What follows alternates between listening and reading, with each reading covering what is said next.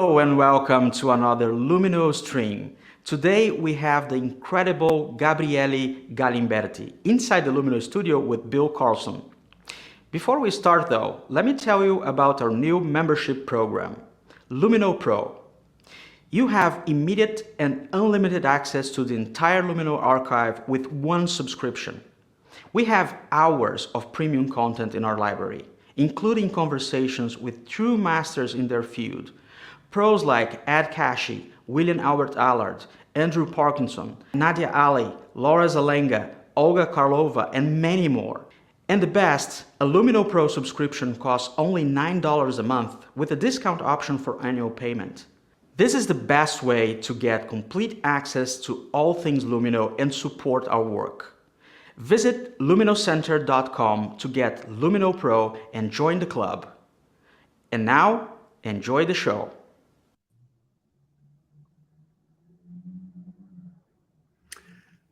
Gabrielle, welcome to Inside the Lumino Studio. We're so happy to have you here today. Thank you very much for inviting me. It's a big pleasure to be here with you. Well, I just wanted to plug right up front that you are, I've read a bit about you. You are a Canon ambassador. Yes. And then your grandmother was quite the cook and inspired work. And I'm sorry she's no longer with us. Our hearts go out to your family. But she was an inspiration to us too. And the work on the food is wonderful. I wanted to get a little bit into your background. You studied in Florence, Yep. and then ran a gallery and a darkroom, apparently, Exactly. Yes. or a photo gallery, I think more accurately. Yeah, it was I studied in Florence, as you said, 20 years ago already. So it was 2000 and 2001. And one of my teacher was Paolo Woods, which is also now a good friend and a colleague, because after the school, he actually invited me to work with him, and we decided to open a photo lab together in Florence. So we were running a big dark room, and for many years, not many, but maybe 3-4 years, we were printing photos for other photographers. And in front of the dark room, it was a big shop. So we had in the background, we had the dark room, but in the front of the place, we were running a gallery, a photo gallery. And we moved Wonderful. like 20 shows, 20 exhibitions. Every 3 months, we were changing photographer. And so that was really cool because we had opportunities to meet really good photographers, really good friends, coming from wherever in the planet. So it was nice. And that was in Florence. Unfortunately, then we had to close the studio because, with digital coming over and being so strong, Sure. nobody wanted to print photos in black and white anymore. And so we said, okay, it's time to change something in our business. I think one of the things that stood out to me also is that you said on your website, you said there are good stories everywhere. So you don't have to crisscross the globe necessarily. You have, but there are good stories everywhere. And for young people, perhaps you're mentoring, and I think that is a really important message. Yeah, I think so. I got inspiration for many of my stories, maybe even all of my stories. I got inspiration from people next to me, like my grandmother, the child of my friend, or a friend of a friend, or whatever. But I'm gonna tell you more about how I got inspiration for my stories when we see my photos in the next few minutes. But yeah, many of my stories come from people I meet here in Italy, or friends or member of my family, that they somehow suggest me some stories, even without knowing that they are suggesting me stories. But Sure. The story of my grandmother, that's a good example, because when I started to travel a lot, like 15 years ago. She was always really worried about me going somewhere, but she was worried for the food. She was simply worried because she thought in China they eat dogs, or in Africa they don't have food. So that's what she was telling me. And Bushmeat. yeah, and one day I told my grandma, there are grandmothers everywhere. They know how to cook and they know how to feed their nephews. So I promise I'm going to have dinner with grandmothers, and I will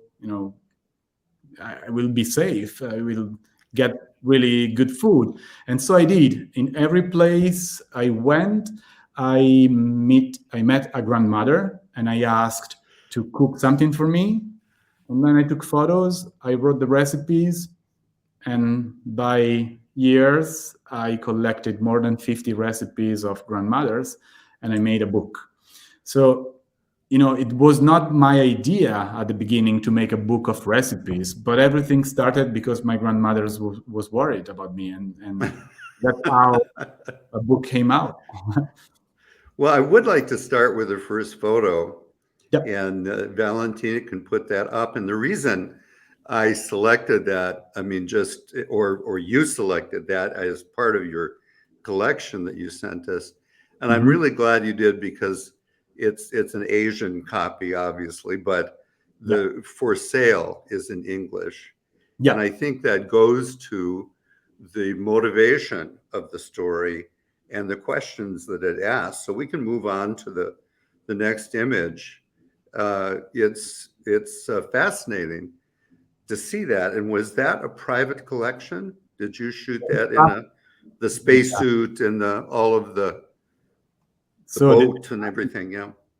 Yeah. the title of the story was Dinosaurs for Sale. Right. and and so what you are seeing now is a private place in Tuscany, here in Italy. And again, the story that I did for National Geographic started by randomly, because I went to a party in this place, and when I was invited by a friend to go to a party. So I got there and I discovered this dinosaur in the room, and I asked to the owner, so but why do you have this piece of plastic here? And he said, it's not plastic, it's a real dinosaur. Oh I said, my. is it possible that you have a dinosaur in your house? And he said, I'm a dealer. I buy and sell dinosaurs. And that's how everything started for this story, because I got super curious about this guy. And I actually followed him for a year. And I proposed this story to National Geographic, and they said, yes, why not? Make it for us. Oh, it's really interesting. Let's move along to the next photo, because we have so much. And I assume now that this is a dig that you Yeah, had, you're exposing. Is that in the Dakotas? this is Is in that Montana. in Yeah, Montana? Yep. yeah. So when I proposed the story to National Geographic, and they said, "Okay, do it for us," we decided together to make the story divided in three pieces. So we went to the places where they found dinosaurs, and then we photographed the restoration process, and then the sale and collectors. Mm. And so those are the three chapters of the story. And this picture here was taken in Montana, and I followed these two guys going around looking for dinosaurs. And this picture here is quite important, because the black line you see there is the line of the extinction. So when the meteorite hit the planet, lots of gas and carbon and dust covered everything. And that dust and gas is actually the black line. So when you look for dinosaurs, you have to look below that line. And everything you find below that line is more than 60 million years old. If it's Oh, above, it's not a dinosaur. right. Well, that's absolutely Montana is fascinating. really easy to find these kind of formations. Absolutely incredible. I've been out, shot a lot in the Dakotas for Actually, it was a piece on the American prairie that I did Mhm. working with PBS, and it's just unbelievable, the work that's being done out there. Yeah. Let's move on to the next image. And yeah, this is fascinating. Is this connected to the dig itself? Exactly. So this is one of the dinosaurs I decided to follow from the beginning till the end of the process. So this is an Allosaurus, which was discovered in Wyoming. But the picture here is actually taken in Italy, in Trieste, because this dinosaur was, found in Wyoming, and then Luca, the guy that I followed, went to Wyoming, bought the dinosaur, he brought it to Italy for the restoration, and here they are actually restoring the animal and rebuild the missing bones. And after this process, they brought the dinosaur to an auction. And I think the next picture is it's probably the auction. I think that it is. That's fascinating. We can look at that. You never imagine. I mean, the number of, the Sotheby's and the number of auction houses you see, and to think that it's a dinosaur is Yeah, being you auctioned off. can buy a dinosaur, and this one that you see here is the same one of the previous Oh, photo. It's actually the same one. So I followed that beast for 1 year. I love And the length of projects you're doing. yeah, So I it used was to a work long for Ushuaia as a cameraman, Nicolas Hulot at time. TF1, and we'd have 3 days. you know, we have to get everything shot, Of course, and to devote that kind of time and effort to make that connection through the photography is wonderful. that's one. It shows. Yeah, but I also work on 1 or 2 days projects sometimes. Don't worry. Actually, most of my projects for magazines are done in 1 or 2 days. Yes, yes. But luckily, when you work for National Geographic, they give you a lot of time because they want to have the best story possible for that topic, and so they don't care if you need 6 months or 8 months. But you have to bring back the best story possible. And so I followed one animal for the whole process from the beginning till the end. And this one is actually the Allosaurus that I was following. So the picture was taken in Paris at the auction of Drouot, and the starting price of the animal was 400,000 euros. It was sold for 2.8 million Oh my, to a Chinese collector. my. And That's yeah, amazing. But again, I think it brings up. We were talking a little bit earlier before we went on about the fact that then the public is not exposed to these. They're in private yeah, collections, and yeah. that's, I mean, that's totally legal. But to take these magnificent creatures and the public can't witness them, I think your article helped that, where you could see some of Mhm. the collection. And let's move on to another collection piece. I think it's into the, I love this piece with cleaning the window, the Yeah, viewing window to the dinosaur. yeah. The And it's dinosaur here incredible. is again an Allosaurus, and I photographed this one in the south of France. And this is actually the entrance of the house of this rich man in the south of France. Oh And my. she's one of the cleaning lady of the house. So she works for the house basically. And liked. So when I got there, she was cleaning the glass, and I think that was an amazing scene to photograph.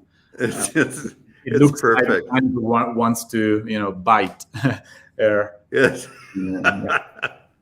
Well, it's built for it.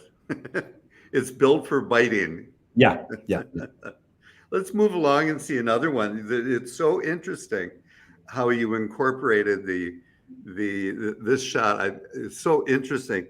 The skull is so dominant in the room, but everyday life is going on around it. exactly. The father is reading the book and the kids And the playing with the toy thing, dinosaurs. And then you inject this skull in the middle.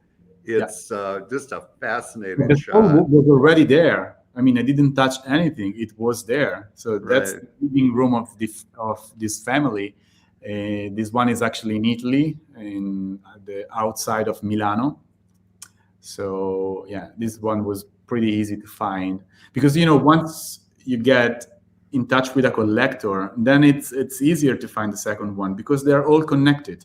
There are not many in the planet. There are a few dozens of people that actually buy dinosaurs. So it's not the first one is not easy to find, but then once you get the first one, somehow it's like they call a friend that calls a friend, and you can find the second one and the third one and so on. Yeah. Yeah. Fascinating. Let's move along. And well, and of course, the seashells for the foreground are great too. Mhm.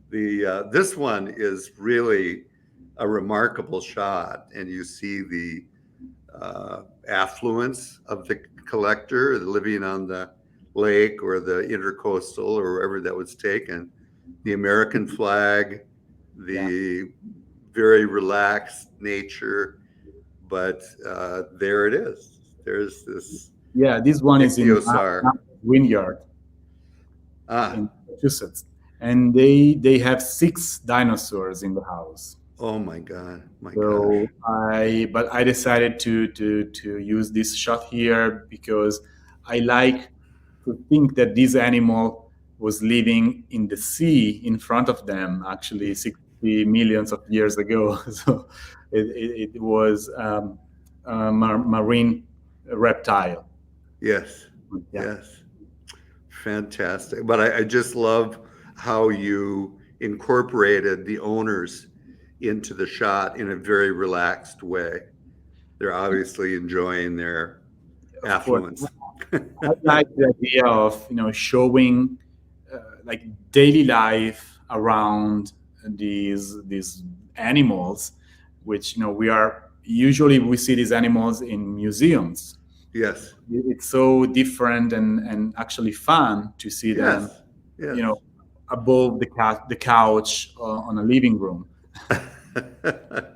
I have to admit that would be pretty exciting to wake up to. Yeah, And let's move along. We've got so much to see. This is a delightful series. I'm glad you started here with it's a nice break with the Toy Stories and just incorporating the kids in such a wonderful way. Let's actually move to the next image. And that just stunned me with the cows and yeah. her choice of toys that she exhibited. Yeah, when I was telling you that most of my stories come to my mind thanks to a friend or somebody next to me, this is another good example because I took this picture here. This one is the first one of the Toy Story series, but it was probably 12 years ago, and a good friend of mine called me to say, "Can you take some photos of my daughter? I want to have some good photos of my daughter." So I went to her place, and Alessia, the kid in the photo, she was playing with these little toys, and she was making order.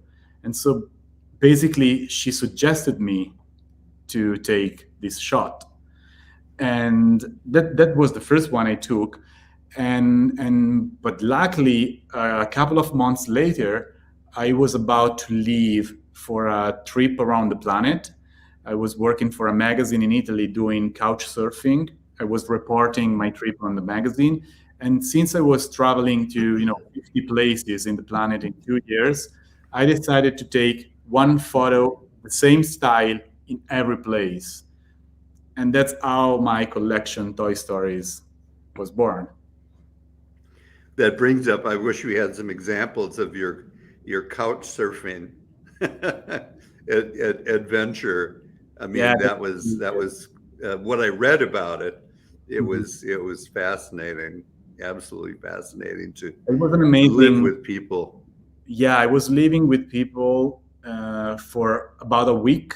So every week I was moving to a different place, and I traveled to 60, no, 56 countries in 2 years.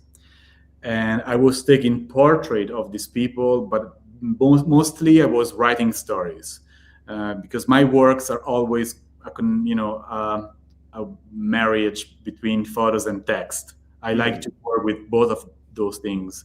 I don't only take photos. I like to take photos and write stories connected to my photos. And the couch surfing story was basically like this, like let's say 80 portraits and 80 stories of people that hosted me for free everywhere in the planet, from Alaska to Panama, from Botswana to China. So I went to many places, and on the side I was taking photos of children and toys. Oh, it's wonderful. I wanted to show. It just occurred to me while looking through, in particular, this story, and of course, then the one that follows, that Mhm. you arrange things, or you help the children Yeah. arrange things Yeah. for the photograph, which I have a term that's called photographic illustrator, and some people call it a street photographer or photojournalist. And if the term came to mind looking at this story, that there's an element of you that is a photographic illustrator. That Mhm. means that you see it in your mind and then you produce it. This Exactly. this is an old book. The man who coined that phrase, Sam Haskins, you can see how much it's been used out of our library. This is a book from the 60s, and he Nice. was, as far as I know, he was one of the first photographers to use that term, photographic illustrator, because he would do entire books on loneliness, or Mhm. entire books on beauty, or entire books on various subjects. And I always thought photographic illustrator is such a great interpretation of having an idea and then executing it. Mhm. And so I'd like to move along and see some more of the kids stuff, because it's Sure. wonderful. It's just, One is in China. Yeah. So I know all the stories of these kids, but I don't remember all of them now. I mean, I oh, should of take course, of course. them because it's something that I did more than 10 years ago. But I can tell you the places. This one was taken in China. Yeah. No, it's lovely, because I'm certain that either you, or if you had an assistant, got in there and just organized them It's as me. precisely as it's you, I'll bet. My obsession to Yeah. make order is actually my obsession. Yeah. Yes, yes, crawling in there and actually doing it. But it looks wonderful, and you selected backgrounds that really reflected where the kids were. I think the next one, just as I remember, yes, this one. I assume that's Africa. Yeah. This one is in Zanzibar, in Tanzania.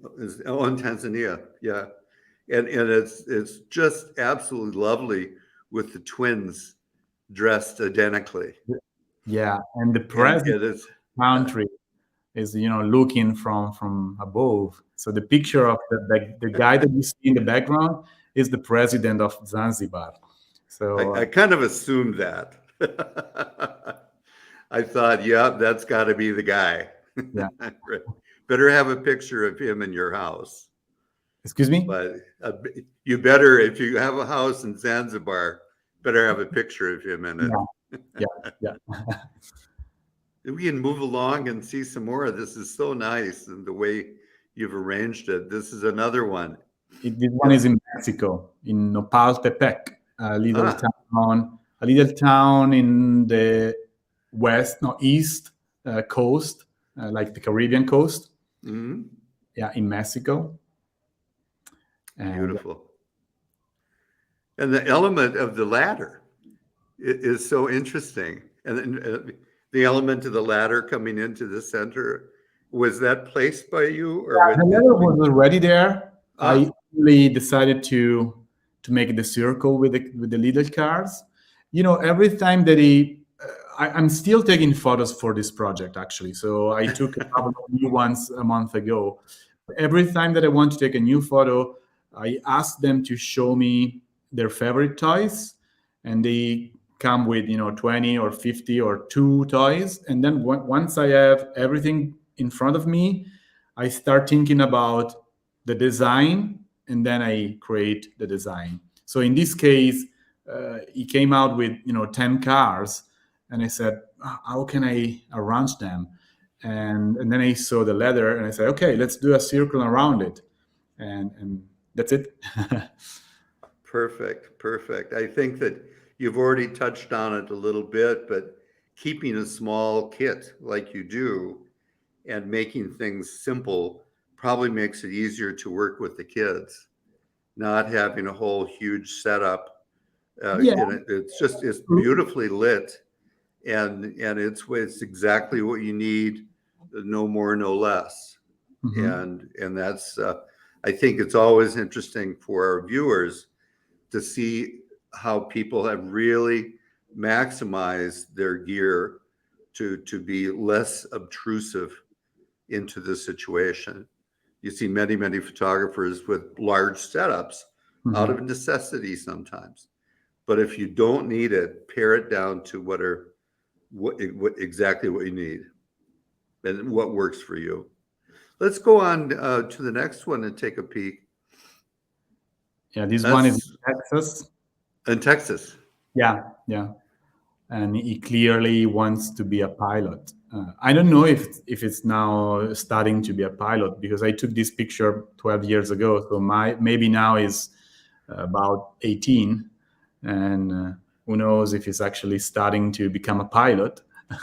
Because unfortunately, I didn't take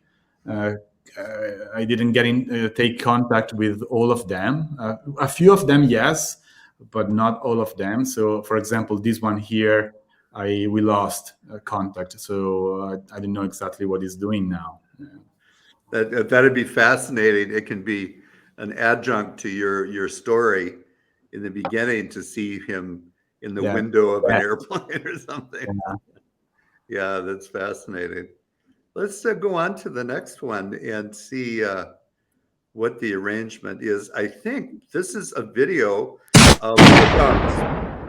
Yeah, yeah. It's probably the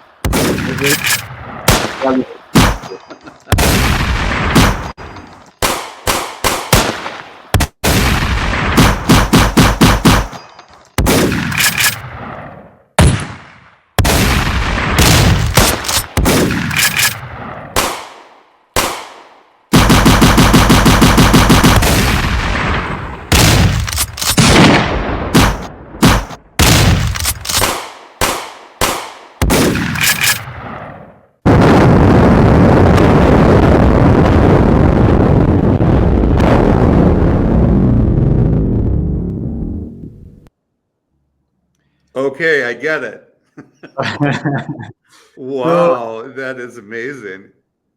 yeah, it's pretty impressive. But maybe it was better if I could tell the story before the picture. But I can tell you the story of that video.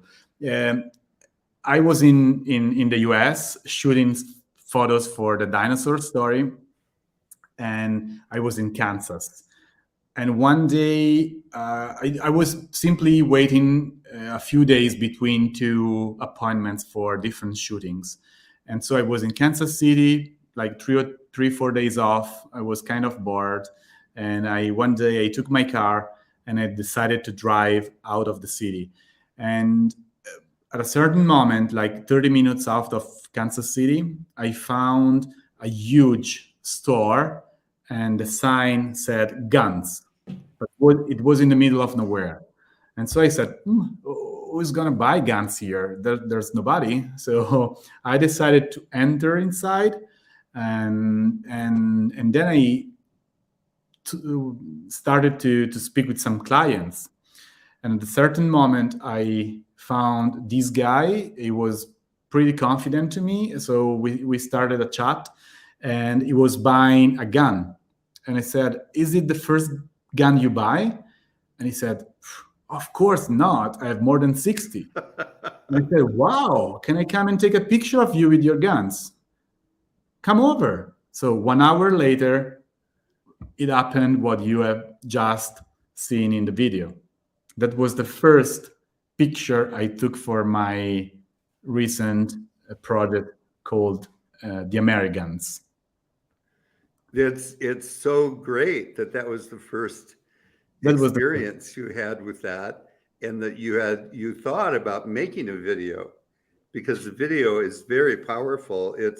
We also here at Lumino, we try to appeal to people who love motion picture and cinematography. That's my background, and so that's part of our that's part of our interest too, is film.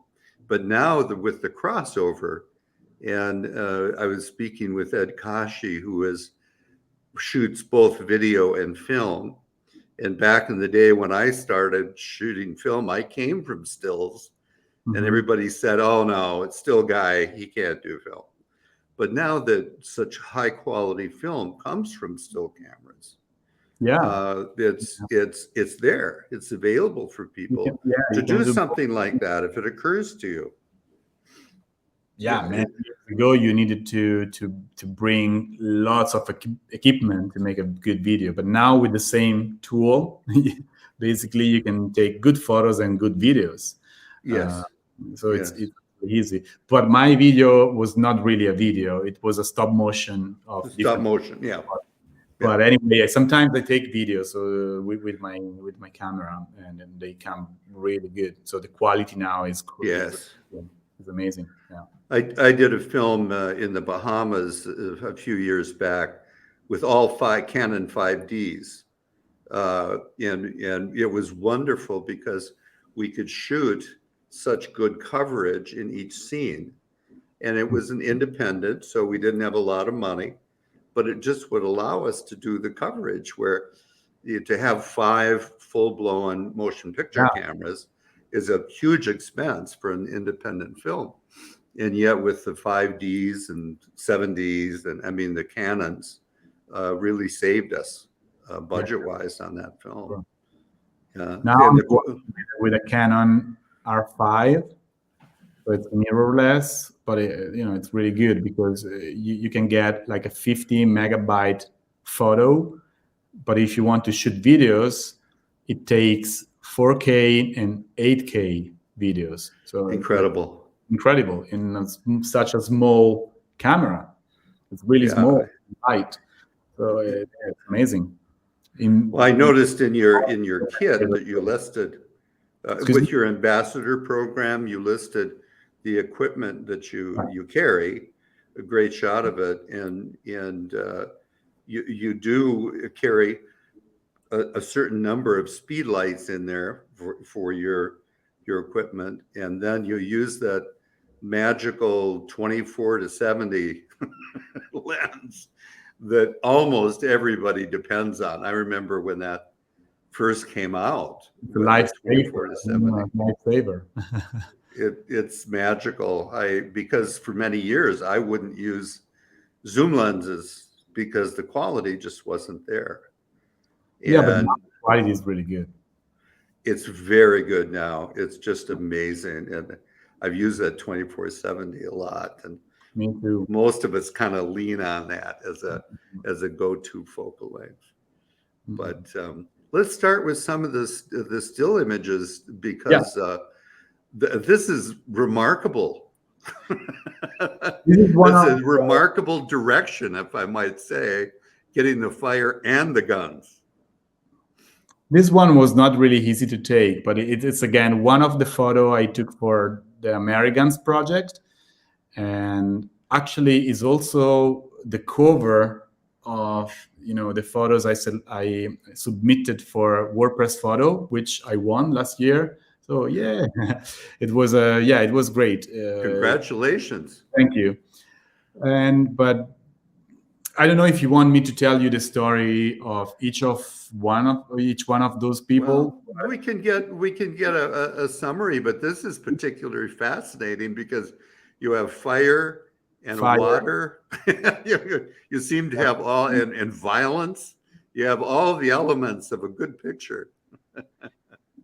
Yeah, after taking the first one that you see before, um, I decided to make a project on guns and Americans, because as you may know, there are many guns in your country. Actually, Oh, there's no one country which such a big number of guns like the USA.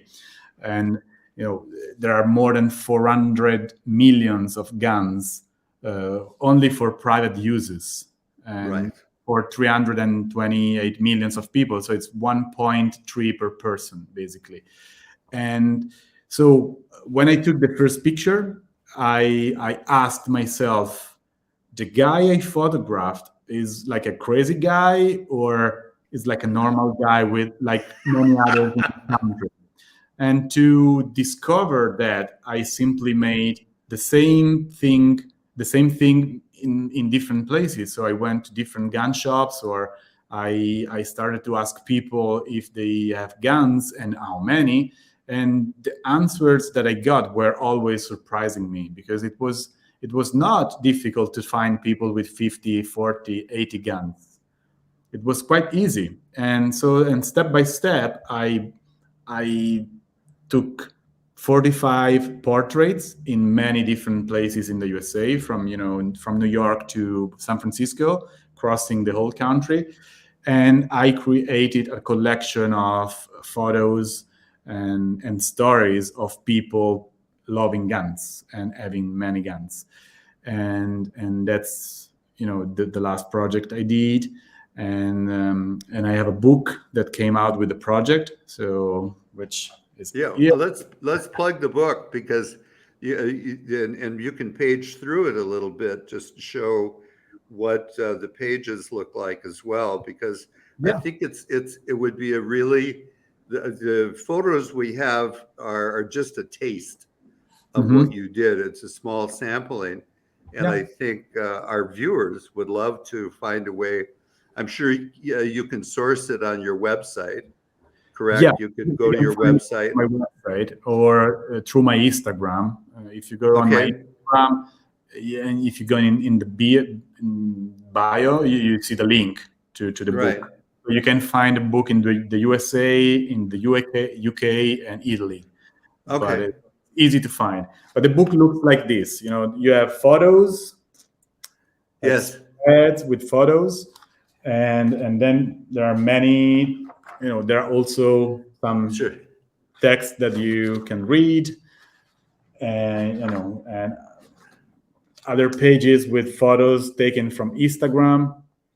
So it's a long story to read, actually. So it's not only photos. You have many portraits, but also many stories to read. Yeah. I think it's just excellent. Excellent. And I know our viewers, we have viewers from many countries, and I think there is a fascination about gun ownership in the United States Yeah. and just the incredible volume of weapons. And that of course doesn't count the people who don't have a gun like me. But Yeah. the fact is, I know many people that have multiple weapons, Yeah. Yeah. not to the extent that you illustrated, but it's very common in the I think United in States. my research, I found many numbers, which you can also find in the book at the end. So there are many numbers to read and discover. But I think almost 40% of the American population have guns. I'm sure, yeah. More or less I 40. actually thought it was higher than that, Yeah. but once you start totaling some of The numbers say more or less 40%. yeah, And of course there are places like Texas or Arizona where there's a higher concentration, but it's not only there. So in my research, I photographed people everywhere, from New York, San Francisco, and I photographed people that voted for Trump, but also for Obama. And I photographed rich and poor, white, black, Latinos, and Asians. So it's really something that goes across the country in every level of society and people. And I describe this kind of relationship between people, Americans and guns, like a love relationship, actually, because it's not really connected to political or whatever. It's really something like love. The people that I photograph, they love their guns more than they love somebody, probably. It's really a love relationship. And so I made the project not because I wanted to judge or to say it's right or wrong that people have guns. It was more a way to understand something that we read in the news every day, mostly, almost every day, unfortunately. And also because I love America. I actually traveled to the States many times. My ex-girlfriend is American, so I lived in Texas for a few months, and I have a strong connection and relationship with that place. But I never thought about discovering this world of guns lover. And so it was a way to know a bit better a place that I love. Fascinating. It's fascinating. I guess you're the expert, but I found in the people that I know that have guns and do sport shooting or hunting, it becomes a family sort of thing. And so I'm sure it's the opposite in some families, but most of the people that I know, it becomes the husband and wife go shooting at a range together, or the kids get indoctrinated into gun safety classes and things of that nature. So there's that element too. Yeah. And I would imagine if you're going to invest that kind of money, it's got to be an understanding. Yes, of course. I also, until 3 years ago, I never shot a gun in my life. But doing this project, I wanted to try.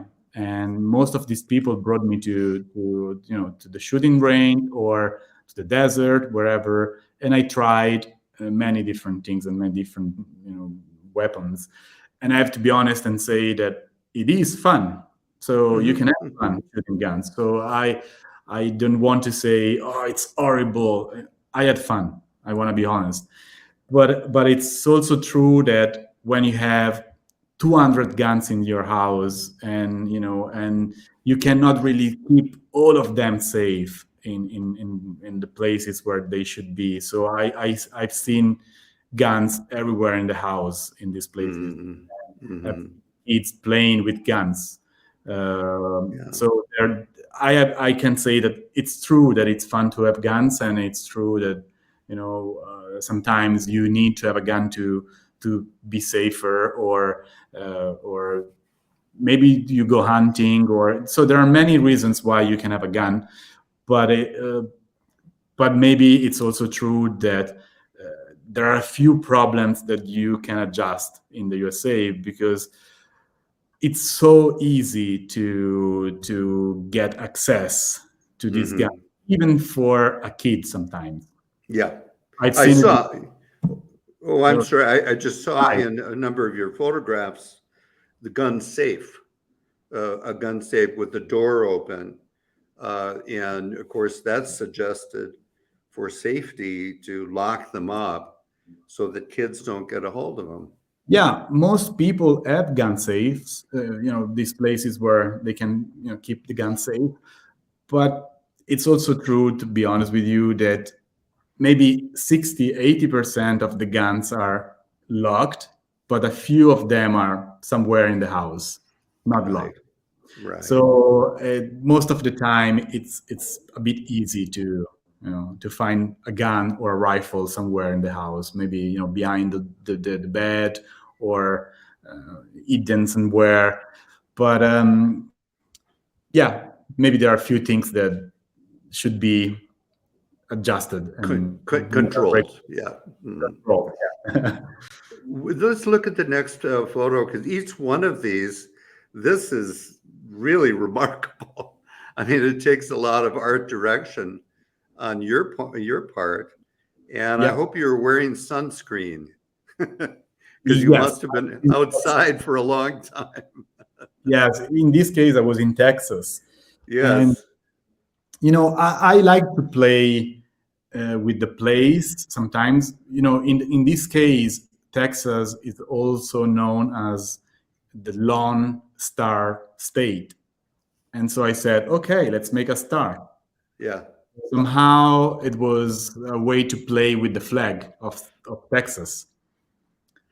perfect, perfect. It's just remarkable. And what's interesting too is many of your shots include women addressing what we talked about being a family thing. Now, in this case, she seems to be the gun owner, Yeah, and but the fact is, it goes across the board really yeah, yeah. to Completely on families. board, yeah.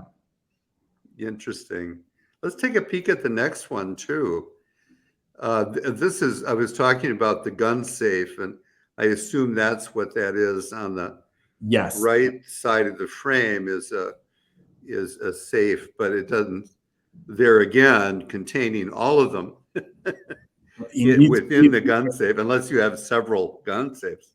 here, the safe is open because I asked them to keep it open for the picture. Yes, So yes, of I have to be course. honest telling this. But the interesting story behind this picture is that they are gun influencers. So they have a page on Instagram.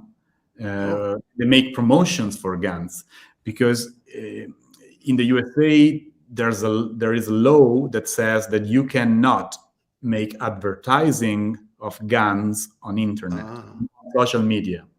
So you will never find an advertising of guns on Facebook or Instagram or Twitter, but you can find influencers.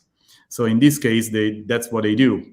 They have this channel where they uh, post photos and videos like daily, and they promote like a healthy lifestyle. So go running on the beach or having really healthy food, but always with a gun mhm.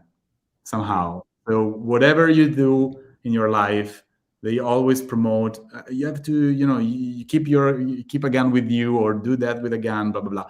And there's I photographed probably 6 or 7 different influencers everywhere in the US, like in California, in New York, Louisiana, Hawaii. So I photographed many of them. They have many followers on Instagram, like a million or half a million sometimes. Mhm. And yeah, No, that's it's fascinating. I did a piece for French television, and we worked with the Minutemen in Arizona, who is Arizona is a packing state. I mean, you don't have to. There's no conceal. It's just carry, open carry, and they are self-proclaimed guardians of the border. yeah. And frankly, it was a little scary being with them.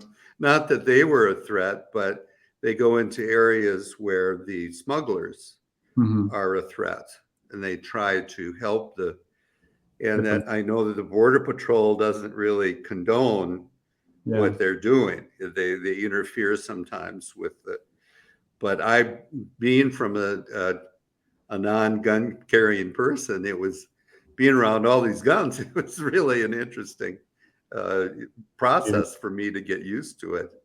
Let's take a look at the next image. And you have so many good stories. I love this having them on the roof. This one is a good story too. They were super surprising to me because I interviewed them because before starting to take the picture, and they are like a super simple couple. They have an electric car. They told me they voted for Obama, so everything. I was expecting everything, but not for them to be gun lovers. And instead, when I said, "Okay, now you can start, bringing out your guns," it was incredible how many they have. It's like more than 200. And at a certain moment, I had to put some rifles on the rooftop because there was no space left in my frame. And they were keeping out guns over and over. And I had to say, "That's it, guys. So I'm gonna write in the caption that it is part of the collection you have. It's not everything," because I couldn't put any more guns in the frame. It was It's just part of the collection. it's part of the collection. It's not everything they have in the house. And in this case too, something that it's really interesting, at least for me, it's that the value of the guns is probably higher than the value of the house. Wow. Wow. So Yeah, something that's an like interesting piece of information. so this You is know, and, probably more than $200,000 of guns. hmm, hmm. Yeah, it's so interesting. You do, I mean, collectors can be very, very passionate, Yeah, and not afraid to spend money on yeah. something that they're passionate about. Years ago, my wife and I went to a Beatles festival in Chicago, one in New York, one in Chicago. And I happened to, many, many years ago when I was a photo assistant, photographed the Beatles and when they were in the United States. And so we took a few prints down there, but people were the cups and t-shirts and flags and all these things.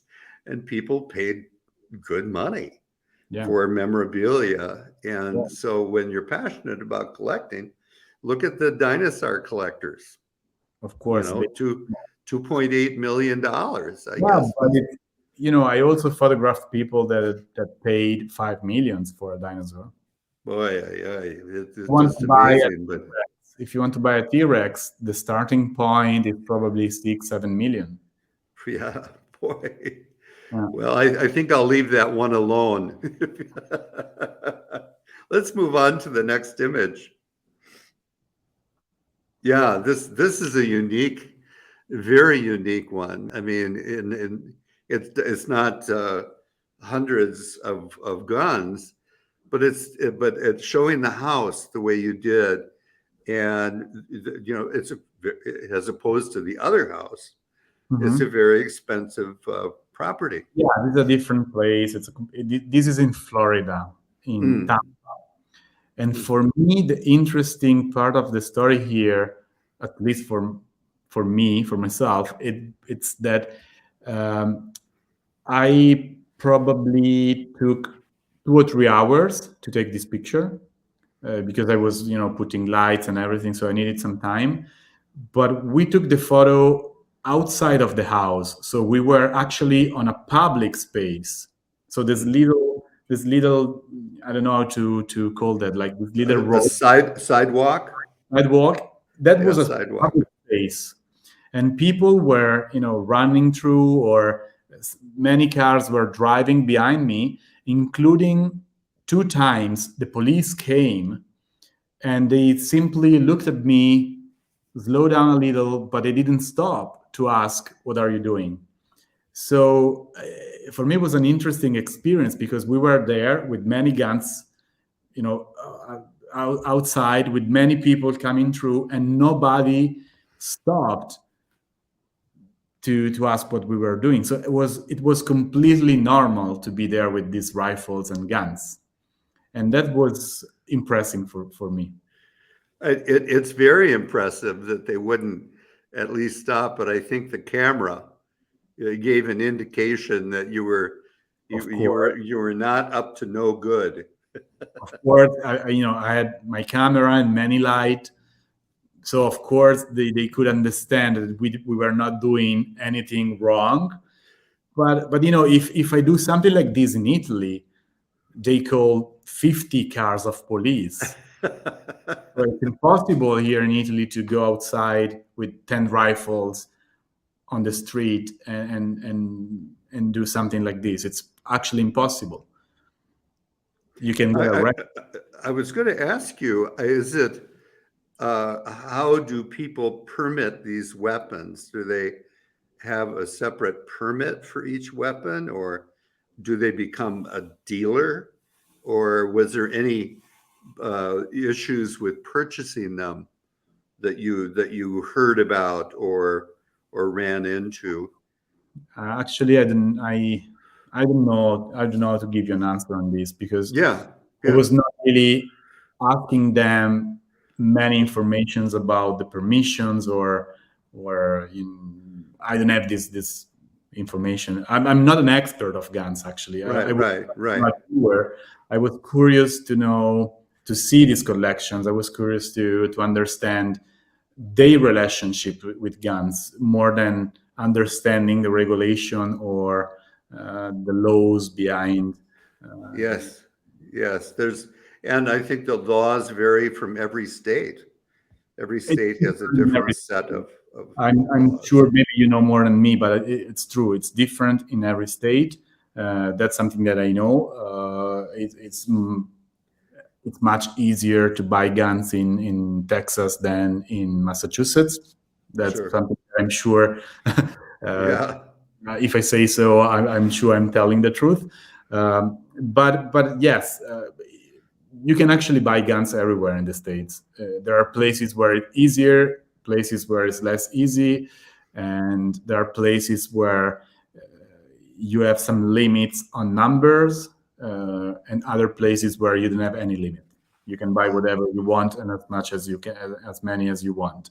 Mhm. And and yeah, and even the check control that they do in some places is easier. Some other places is really um, hard to get a permission.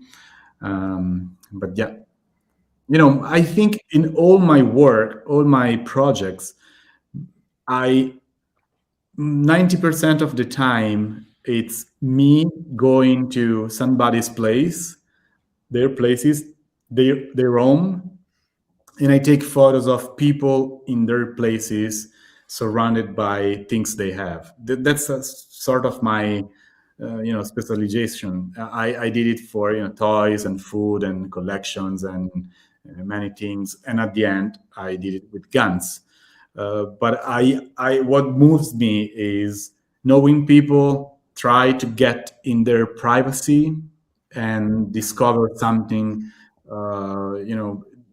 about normality, because I only photograph normal people. I never try to photograph, anyone special. My subjects are always people that could be me or my family or my friends, but I try to find something curious about them, something that make them special somehow.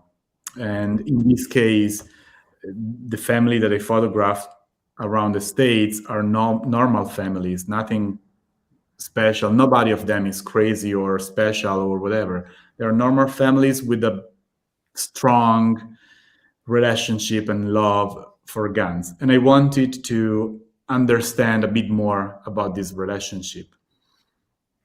Let's move on to the next image. I think we've got a, oh, this one. I love your use of light on this one. I wanted to make special note of using not only the sunset, uh, but lighting some of the background as well. I think that gives it an additional element of depth, and then using the headlights. And I Mhm. think that's a Corvette, if I'm not mistaken. But it's using the headlights, having the doors open, showing not only his love of guns, but his obviously love of Love cars, cars. Yeah. fast cars. Yeah, and it is me, me. really quite a shot. I Thank. love it because you combine different light sources and Yeah, yeah, yeah. Yeah, in this case, I when I saw that he also likes, fancy cars and sport cars, I decided to include one in the shot, and so I had the idea of using the light of the car to lit the photo, and I made a test, and I saw that it was coming pretty good, and so I said, okay, let's go for it, and I asked my assistant to give me some help with lighting the background, because the tree that you see in the background is actually lit by me with yeah, some yeah. strobes. And Yes, it's many, great because it gives it the depth that you yeah. ordinarily don't have with a kit that you Mhm. have, but it talks to the quality of the digital cameras now Yeah, with the high ISOs and it really says that a lot more is accomplishable yeah, now than it totally. was before. Yeah. Yeah, interesting. Did you ever shoot film? Because I know you had access to a dark room. Yeah, yeah, yeah. When I started with photography, I was only using film. Right, I still have my film cameras. I have a 4x5. right. I love to work with large format cameras. I have a Rolleiflex. Yes. I have my old Hasselblad. So yes, I like medium and large format cameras. I think I never used like a 35 millimeter. Yeah, I always shot with medium format cameras, yes. like a 4x5. Uh, I would like to take film photos still, but it's not so easy at the moment. Yeah, It's we not. have actually a dark room here at Lumino, and Yeah. it's quite popular. It's small, but we have four enlargers, Bessler enlargers, and then someone donated to us an Elwood, a five Mhm, by seven enlarger that's mhm. fully equipped, but it's so big we can't get it in the dark room. So we put it in the conference room instead. Cool. But I But like to shoot color, and it's if you want to print color by yourself, it's not that easy. It's really complicated, and it's not really easy to find. Especially, I mean, at least here where I live in Italy, if you want to buy medium format film or even large format film, it's a mess, and it's not easy. They're not easy to find, and if you can find them, they are super expensive. And then yeah, you have to develop the film and scan the film. So yeah, I would like to do it, but it's so expensive at the moment. It doesn't make sense to yeah. spend. Unless you have the facility, and we have a very generous benefactor that sends us film and Mhm, chemicals, and Cine still in Los Angeles sends us a goodie box of mhm. rolls of film and the Chemical. chemicals to test. And so we have kind of a hardcore group that Cool. comes here and does their own developing and a light table and all this. But we're not a big operation, but it's fun. The darkroom handles comfortably two people, maybe Mhm. three. So it's not very big. Let's move on to the next image that we've got in our collection. This was stunning to me. Yeah. Again, there's a safe, it looks like, as well. But boy, that's amazing. Up I the think walls and the story here is that she's 16, and so she cannot own guns at that age. But her father made a document with a lawyer which says that by the time she becomes 18, she's gonna be the owner of everything. So I ah, took a picture 2 years ago, and so now she's probably already 18, and she became owner of everything, and she loves guns, and she was super happy to get this heritage from from her father. Wow. Yeah, it's really, really amazing. And the thing that strikes me too is they're all very well cared for. I'm Mhm. sure that they're in very good shape, all of them, because They're they are an object of passion and interest for everyone who owns them. yeah. And the next image, I'm just curious as to the order. Yeah, this one, which we used in your Cover. intro, and it's just a great choice. I have to say, it's a wonderful choice in the glass block and the towel. I mean, all the elements of the photograph come together, and keying her through the glass block, and putting light on her through the glass is it's a great shot. Thank you very much. Plus, her hairstyle is perfect. Yeah, everything is perfect here. But I decided she when I was interviewing her, she was telling me how deep and is the relationship that she has with guns, and she was describing guns like something intimate for her. And so when I saw this tube in the bathroom, I had the idea of her having bath together with the guns. And so I thought it was a crazy idea, but I said, okay, let's ask. You never know. And I said, but would you mind having a hot bath and with your guns around you? And she said, yeah, sure, why not? I said, okay, great, let's take this picture. Perfect, perfect. And I'm so glad Rodrigo and Valentina decided to use that in the opening plate of Mhm. this, because it's such a remarkable shot. It really goes there. And what is our next image, Valentina? Yeah, this one too. And I see how you were trying to mix it between people, and the cello and the grand piano. What an incredible contrast, you know. Yes. So in this case here, I choose this guy also because, for example, this one here is in San Francisco, Hmm. and he works for Google, like a high level of Google. He's a musician. He's gay. He's married with a man.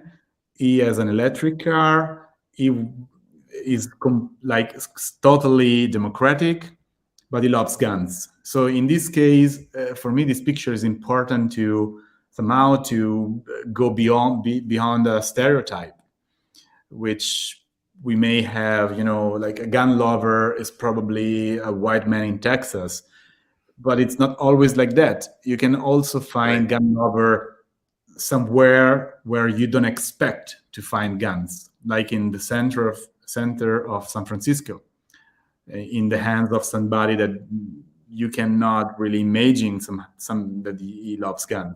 Is a stereotype far away from what we think as a gun lover. So that's why I think this picture was important to put in my collection and my book. Oh, absolutely. Just a remarkable contrast Mm. to some of the other pieces you did. Let's go on to the next image, Valentina. And yeah, this is another fascinating contrast with the surfboards. Yeah, this one is Honolulu. So Oh, when I Honolulu. Mhm. Yeah, when I went to Hawaii, I was expecting to see only surfers, but then I found, of course, a surfer, but with a strong passion for guns. Wow, wow, amazing, amazing. And let's move on to the next one. I really want to get it in because I think this may be the last one in our piece. We're we're running over our time, but it's worth it. So And the picture it, here is actually, the cover of the book. yes, yes, the And wraparound. yes, and here I decided to design the border of the United States using 119 guns. And Wow. when I asked to this guy if we actually could do that. He said, "Of course, why not?" And to take this picture, I actually needed 2 days because I went there the first day and I used my drone to take some photos, and then I spent the night designing, on Photoshop, the shape of the state. And the day after, I went there to take some, measurement with my assistant. We made the design with some white tape, and then Ah, when the light was great for us, we say, okay, let's remove the tape and put guns. And ah. so the whole process was probably 15 hours to take this picture. It's worth it. Yeah, Yeah, just so you know, your labor was worth it. It's so telling. And just the smoke as an element in there that- is fascinating. I love adding that, plus the dog walkers, mm-mm. very innocent, very it just probably the neighbor wondering what's going on. Yeah, the one on the right is actually his friend. And so I have to say, I asked him to go there, but the one on the left, he was passing through. I don't know who is him, so he was simply passing through. He was just walking through Yeah, there. I was walking through. Yeah, Yeah, wonderful, wonderful. Well, this, I believe, is our final image, yeah, and the time has gone so quickly.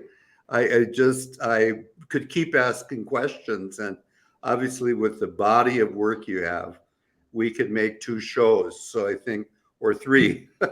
So I think we'll try and invite you back sometime yeah. Why because it would be lovely to see other types of work. In fact, if we can organize a time again, I'd love to see your couch Yeah, project sure. Yeah, yeah. because we could spend a whole hour on that. And Gabriel, it's been just a delight to have you here on Inside the Lumino Studio. And we will let you know. We're going to broadcast this shortly, and we'll let you know when we're going to do it because now this is a recording. We're not live streaming it, and so we'll be able to broadcast it and let you know in the future. But I know our viewers are going to be fascinated by the work you've shown today. So I Thank want to thank you very much for taking the time you did. And thank you for joining us on Inside the Lumino you. It Studio. was a pleasure. Thank you.